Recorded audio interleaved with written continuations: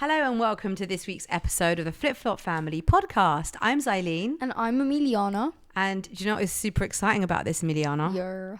This is our 50th episode. Ooh, 50? 55 That's how old you are. Yeah, right. Not far actually, but no. 50 episodes. I cannot believe it. I feel like I wish that there was a cake company who were like sponsoring us and we had like a cake that said 50 on it. 50 episodes of the Flip Flop Family podcast. Just go to Cake Box and ask them to make a 50. We could cake. do that. Yeah, maybe when we get to 100, there'll be like a really nice bakery or cake company that is like, we are going to make your cake for your 100th episode. Let's work towards that. They wish that we were talking about them on our podcast. Yeah, and we wish that we had a sponsor. Let's be real. Yeah, well, they wish about us more. So it's already 2 weeks into the summer holidays and we have had a pretty busy week with working at Kew Gardens on Tuesday. So what did you think of that shoot, Emiliana?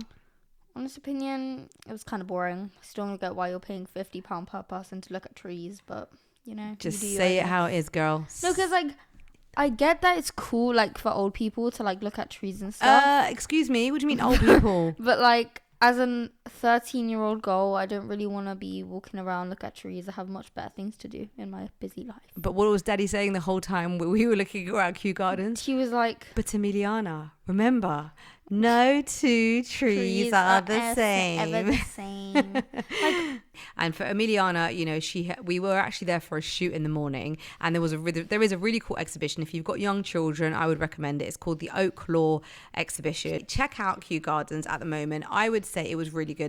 We saw these giant lily pads that were amazing. Those looked cool. The only good thing that was there, the only like for you, cool thing that was there was like the lily pads, because like they were really big and they were like really cool, because like the bit it was like in, there wasn't a frog sadly, which would have given them an extra point, but like it looked really cool and fancy, and yeah, it was very cool. A lot of Kew Gardens is very cool, and I think a really fun day out. But I think the problem was with Emiliana is that because we had been there for a shoot in the morning, she didn't have very comfortable shoes on, because when we do shoots and stuff, you have to wear so flat. Yeah, no, we have to wear obviously like non-branded when we go for a shoot. If it's not a modeling shoot where it's clothes, we usually have to wear our own clothes, and they just sort of specify what they want. And on this one, of course, non-branded and colourful.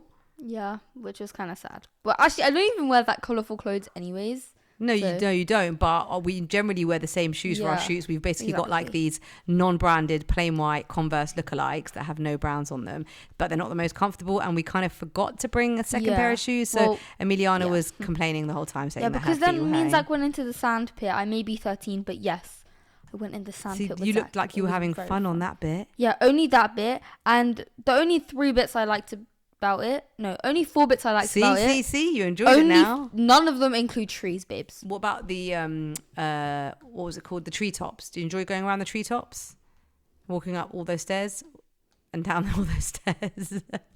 No, I did not. The only 4 things I liked was the sand area, because me and Zach were playing hide and seek, and it was really funny, and that was really good. So that's in the children's kitchen garden area. Yeah, the hot chocolate was really good from the cafe. That was super sweet. Yeah, the lily pads, the best thing was that in the gift shop they had jelly cats. So a day out in the summer, if you fancy it, is going to Kew Gardens, and it's a bit early for our podcast to be giving you a money saving tip, but it's the right time. So the money saving tip that I'm going to tell you about is, like Emiliana said, going to Kew Gardens or having days out with the family in general can end up costing you a lot of money. Let's be real, it is expensive, especially a family of 4.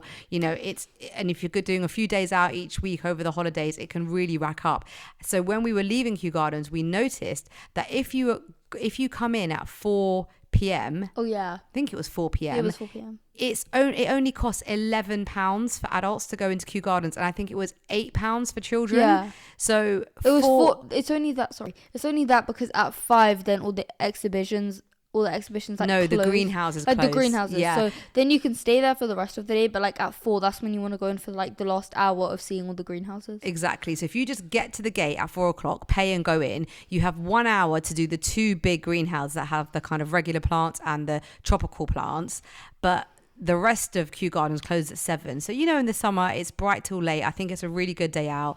Yes, your 13-year-old may get a little bit frustrated, but make sure you have lots of snacks, sweets, and comfortable shoes, and your teenagers will be fine. That was some like fat orange fish that was swimming. Oh, the big fish. Yeah. It was so weird looking, but it was some like fat orange fish, and it would look like such a chill guy. And another cool activity to do, especially where we've had a few rainy days in London, is of course the cinema. Cinema is a great indoor activity to do, and me and Emiliano actually with my sister just watched a Bollywood movie. It was so and good. If you are not into Bollywood, but if you've ever listened to a Bollywood song, you will know that it is really generally quite emotional. They just have the perfect recipe of composition of songs to pull on those heartstrings. It was so good. I literally cried. It was like the best movie ever. I think it was kind of, what was it As called? a brown person, I say that it was called I forgot.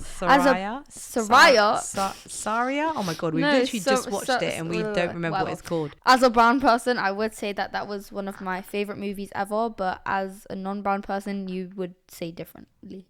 Well, not necessarily, because you can't exactly understand Hindi fully, but you read the subtitles and you kind of got it. So you don't necessarily have to be brown. I can understand it, but I can't say it. Yeah, exactly. You can't speak it. Yeah. Well, we went to watch it. It's called Sayara. I don't want to give it away too much in case you're going to watch it, but it has a real twist on it. It's got a lot of kind of music. It is quite loud. So if you can't handle noise, maybe don't watch it. It was so loud. We really enjoyed it. It was really fun. And again, another great thing to do, I think, in the summer holidays, going to the movies when it's raining, because kids just love popcorn and making noise and watching movies. So I think that's a great thing to do. Yeah. Other things to do in the summer, when you have a British summer like ours, is bowling. Your favourite, which you always tell us to do, is going to the jump in or flip out, because I think they're both really fun. But I think flip out has more like inflatables, because they've got like one side where it's the trampolines and stuff, and then they've got one side which is inflatables. So if you're aiming to do both, then you should go there. And of course, you can also go to soft plays, because those are actually really fun as well, especially if you have younger cousins, and going there, like, genuinely, that's a good day out for me. And of course, there is cafes. I remember taking you to cafes that often had little like indoor arts and crafts activities. Oh, yeah, those were always so fun. Yeah, like doing, painting cups and making stuff. Like, you guys were really into that, and it meant I got a coffee. So it was a win-win. Yeah, it was actually kind of good. And also definitely arcades, aiming for like older audiences, like my age. And of course there are museums, aren't there, Emiliana? Yeah. I know you're a bit like we've been so many times, but I just think going into London and going to the Science Museum and the Natural History Museum, we have the RAF Museum near us, which, I could go. I think actually Daddy could go there over and over again. He absolutely loves looking at the planes. Museums, great idea if it's a rainy day and you need something to do with your kids. Yeah, and of course libraries. Libraries are actually not always going there for the books, but most of the time when there are like big events like Valentine's Day or like Halloween or Christmas, they've got like little activities going on, and like obviously related to the topic, especially for Easter. They do really cool things in the libraries for Easter, so I'd definitely check that out. Yeah, if you just check out your kind of council's local website, you'll be able to see what events they've got going on, and you can register. And we've spent a lot of time in libraries. Again, great place, because I love quiet places. And me and my friend from primary school, I'm pretty sure it was last year, the next day we were actually kind of bored, so my mum took us to the library, and we were like making a little bird bird feeder out of like a juice box, and it was actually really fun. And then we went to the park after. So and it worked, because we filled Zach's bird feeder with it and put it we filled his bird feeder. Ours broke because we put too much glue on it. But it's fine. And they used little lollipop sticks to be like a little ledge for the birds to sit on, which I thought was pretty cool. Yeah. And also check out shopping centres, because a lot of shopping centres are doing activities in the different big department stores or in the middle of the shopping centre. Our kind of shopping centre that's quite close to us is Brent Cross, and they actually have converted the John Lewis car park into a roller skating rink. Okay, no one told me that. Why haven't I gone yet? It's on the list. It's on our list, which is pretty cool, I think. So you can go there, and I think it's for all ages. They've even got like a quiet hour if you like need a bit more help and want it to be a bit quiet. But after that time, I believe there's DJs, there's music, and you can literally like roller skate. That's and so good. They have a canopy, so it's not just for hot days, because it can cover, you can be sheltered from the rain. So I think that's a really fun thing. And also you go ice skating with your friend quite a lot, don't you? Yeah, it's because she plays ice hockey, so like she's a professional. But like once, like the last time I went with her and her mum skated off and they left me. So I'm just there struggling in the middle of the ice rink, like dying. But like, you've help got a lot me. better since New Year's when we did it I'm in actually central London. a pro now. She's Oh, a probably pro. listening to this and laughing, but like, guys, I'm not actually that good. But like, I think I'm way better than I was when we went to Winter Wonderland. Okay, so well, Winter pretty Wonderland fun. was an absolute washout because it was like ice skating in a swimming pool. It was so it wet. was literally like, where's the ice gone? Yeah, well, so ice skating, another great indoor thing to do, but not so good if you have flat feet. Sorry, Ben, I have to expose my you. dad. Daddy has flat feet, doesn't he? And he cannot use ice skating boots. They are just not for him. He can get his feet in, but he just can't last very long. Yeah, it's really funny because I'm Poor the one thing. normally asking like my dad for help, but this time he's asking me for help. Yeah, no, he'll give it a go, bless him, because he'll give everything a go, just like he gave BMX biking a go last week, and nearly He fell off. and nearly fell down. I the was ramp. so much better than him. Like, I'm actually pretty good at it, even though like I just started. And my dad, he was like, "Guys, be careful, don't fall over." The second he said that, he fell over. Yeah, we actually talked about it on last week's podcast, and if you want to see video footage, it is on the Flip Flop Family Instagram page. A lot of families will be also thinking about how to get their kids off screens over the summer, and that is, I feel, particularly challenging because if you've got kids who are really into their phones or real avid gamers, it can be quite hard because the summer holidays is quite a long time. No, if it's you not. think no, but I mean It is not long if you think about like the number of hours that you're normally at home, Yeah. you're spending a lot more time at home than you would normally during school time. So as parents, it's like our kind of normal limits are kind of almost like not enough for you, because let's say we allow you a half an hour or an hour during school time, You'd never give me an hour, you're now at home for like, you know, the whole day, so Yeah. that time goes very quickly, but it's Yeah. like you don't really want your kids on the screens all the time. So I definitely think, you know, getting involved in some days out and doing some activities can really be a great thing. But another thing you can do is giving your kids things to do on the screens that aren't like TikTok and WhatsApp and messaging, but And kind of Snapchat. and Snapchat, but still Which I kind of don't have. increasing their skills. Because let's just be real, like when it comes to tech, that's the way the world is, and you want your kids to have lots of skills when it comes to using different software and programs. So, you know, you're really good at making like your invitations for your birthdays and stuff on Canva, Yeah. and I think you really enjoy using that. Yeah. So giving your kids sort of activities to do, like Emiliana's Nana, so my dad, has got some eating kind of issues going on, and so we've kind of created like a meal plan for him. So I was saying to Emiliana she could create this whole menu and decorate it and put in the sort of breakfast, lunch, dinner ideas. And I think giving your kids little projects to do, which is online. I know what he'd say to me.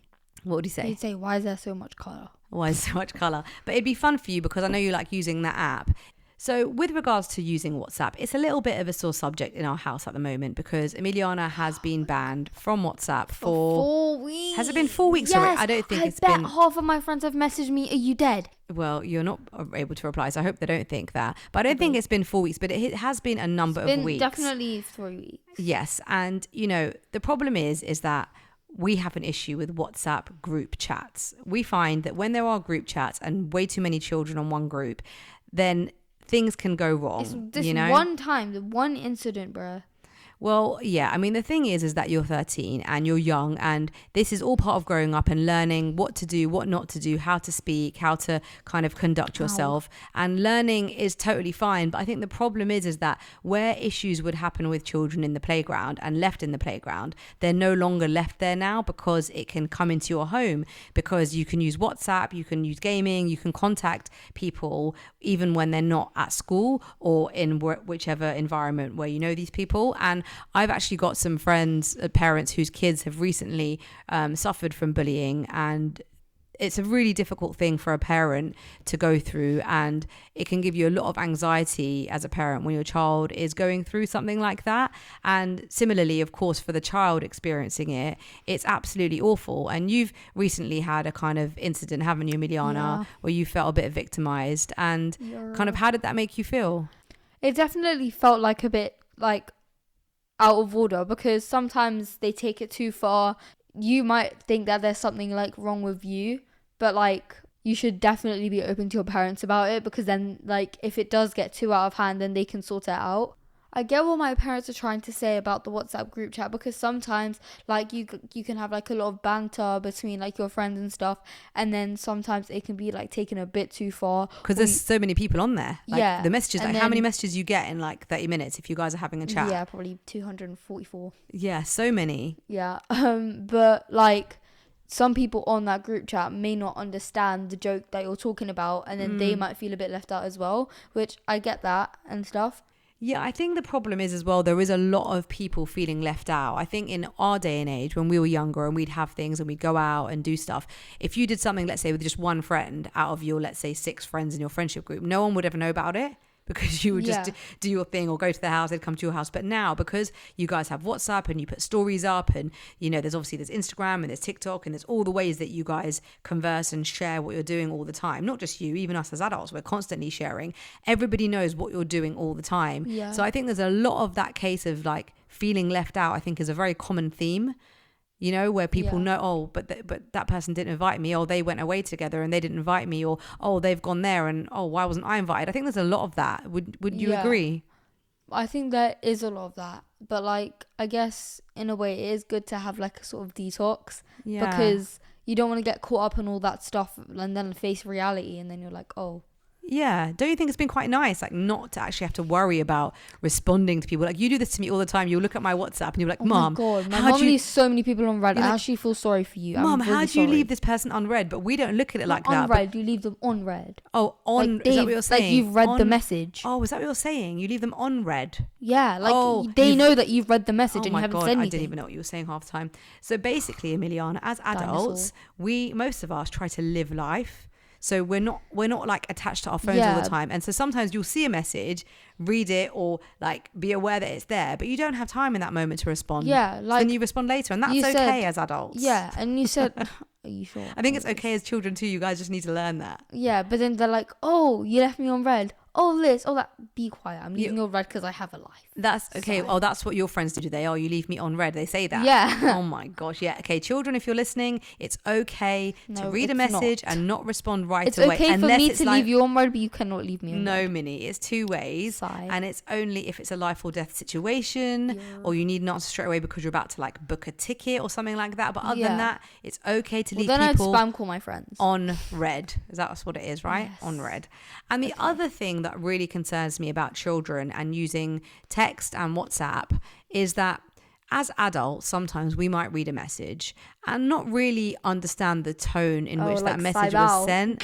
So I just think for children who don't necessarily have that maturity to then be able to read a message and always know the context is like impossible. Most of the time when I say it, I know the context, but I just say I don't know the context so I don't get in trouble. But you might read someone else's message and be like, oh, that sounds a bit rude. But they weren't trying to be rude. They were just in a hurry, or they just didn't have time to put any grammar. I don't know. Do you guys use grammar in WhatsApp messages? Do you mean, do I use full stops and commas? Yeah. No. To be fair, I need a dictionary to read your WhatsApps. You know when I sent that message on that one group chat? Yeah. Yeah, one of the people in the group chat said, damn, using full stops in 2025 is a game changer. Oh, really?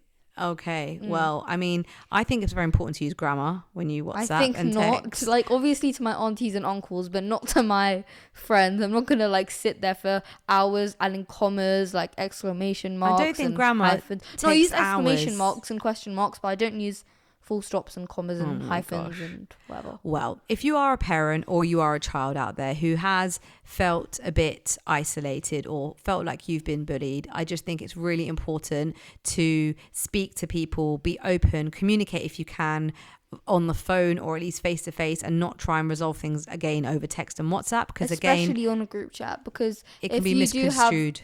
If you do have problems with one person, I think it's good to just sort it out like privately. One-to-one, not you two, not bringing it up on the group chat. I think so. I think it's really important to be mature about it, but I guess, the problem is with bullies is generally they're not mature, and that's why it happens in the first place. Yeah, and like if you do bring it up on a group chat and like everyone else is on that one person's side, then you feel kind of aimed at. Like it's not just them that feels that way about you, which then can like make you a bit upset about yourself, and you're like, oh, I want to change this, I want to change that, when you're perfect the way you are. I know that sounded really cheesy. That's beautiful, Emiliana. We're all beautiful in and out, and sometimes we make mistakes, and sometimes we say things that we don't mean, and that's okay because that's life and that's part of growing up. But the most important thing is that you own up when you've made a mistake, and just, you know, don't target people. Just be yourself and let people be themselves. And I think, you know, like I said, if as a parent you have had a child who's been bullied, then I feel for you because I understand how you feel, and it's not nice. And again, if you're a child, remember, you're beautiful. It's true. Yeah, we're stopping this right now. Here's some practical advice if you are suffering from or dealing with bullies. It can be tough, and there are some really smart, safe, and effective ways that you can handle it. So the first one would be don't react emotionally. And I think bullies often want a reaction. So I think it's really important to kind of stay calm. Maybe don't respond straight away. Like, think about what you want to say and don't show that people are getting to you because they will very quickly lose their power. Stay calm, walk away if possible. And I think the most important thing is that it signals that you're not an easy target. So it's likely to end a bit quicker. Number 2, no, it's not about you. Most bullies act out because of their own insecurities or issues, but something to remember is that their behaviors is a reflection of them, not your worth. Trust me. Number 3, avoid the bully if you can. If you know when or where bullying tends to happen, try to steer clear, i.e. WhatsApp group chats, if that's the place. But like, then you want to, like, you don't want to think, like, make them think that you're scared of them, because then they're just going to bully you more. You need to make a profile to make sure that they're the ones scared of you. Yeah, I guess so. But at the same time, I guess it is different when it's online, but just kind of just doing your own thing and not worrying about other people, I think is the best advice, really. Obviously, if it is face to face, change your route, sit elsewhere and stay near friends. Number 4, stick with supportive people. Being around trusted friends or adults makes you less vulnerable. What to do?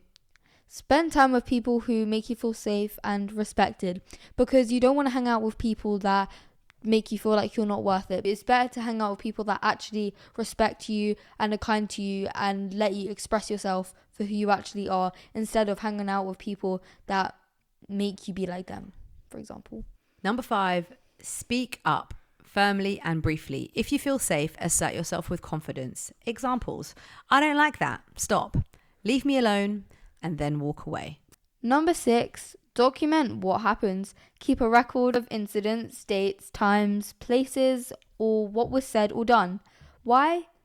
This helps when reporting it to someone in authority, because then if you don't actually know what you're saying, they're going to think you're making it up. So make sure you write it down and make sure you know what you're going to say.